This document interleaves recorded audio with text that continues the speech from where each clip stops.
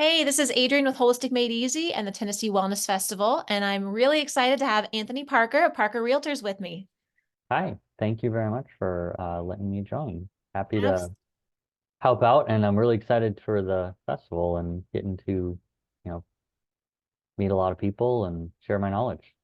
Absolutely. So I have to tell everybody the thing that drew me to you and your wife, Brittany, and I know you guys did an event with us a few years ago down in Colioca, which is out there past Columbia. It's out there in the sticks. But what really drew me to what you guys do as far as realtors is that you focus on homesteading and you help people find their ideal homestead in the area. And that's just a very intriguing market. So I would love for you to share just a little bit about what you and your wife did to get into this area and what people can expect to hear from you on April 6th.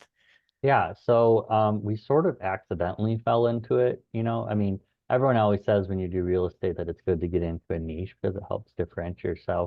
differentiate yourself, but we kind of fell into it sort of on accident because it's what we do ourselves. Yeah. So, I mean, we have 11 acres in Marshall County and we've got, cows and chickens and my wife gardens and all this different stuff. Love And it. so it made sense to, use our knowledge and what we've learned to help other people do the same. And so we really, have leaned heavily into that. And it's been a lot of fun and a great learning experience for us and for our clients. I'm sure. I have to say, my husband and I have goals to own some property, and we're just, we're waiting. We're getting there. And in the meantime, we're practicing our homesteading skills in our backyard. We're composting, we've got our garden. I'm trying to really lean heavily on maybe getting some bees or something else that we can be a little more self-sustaining. But how long have you and Brittany been on your 11 acres now? Um, a little over 6.5 years. Okay. We both grew up on a little bit of land. Uh, My wife's family actually had a big farming background, although her dad did not. I mean, she did not.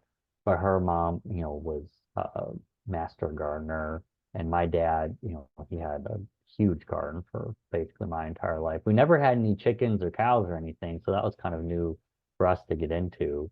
But, we were living in the city and just needed to get out. And yeah. so we started looking around and found land in Tennessee and just haven't looked back.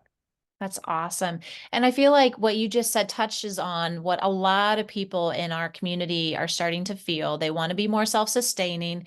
They want to figure out how to grow their own food. They may not have aspirations for cows or chickens. Maybe That's their wrong. neighborhoods limit that.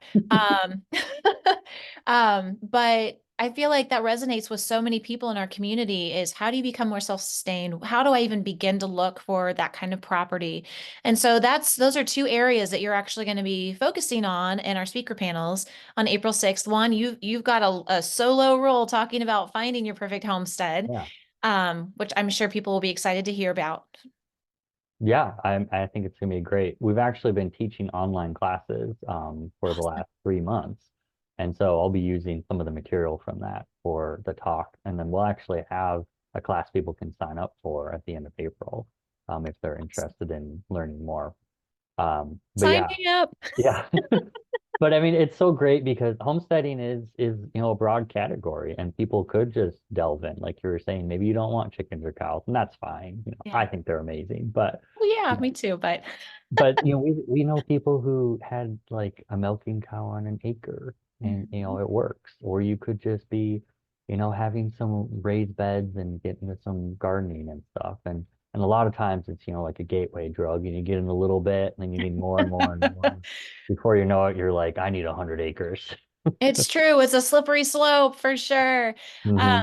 Well, yeah, I'm very excited for you to be speaking about finding your perfect homestead, but also homesteading for newbies, because like you said, it is such a broad category, and Hmm. people that want to get into it sometimes are just overwhelmed and they're not sure where to begin. So I've got you coming together with doctors Mark and Liz Pendergrass, who Hmm. they're chiropractors in Smyrna, but they also have embarked on their own homesteading journey. And so I think it's going to be a really lively and fun conversation among you three.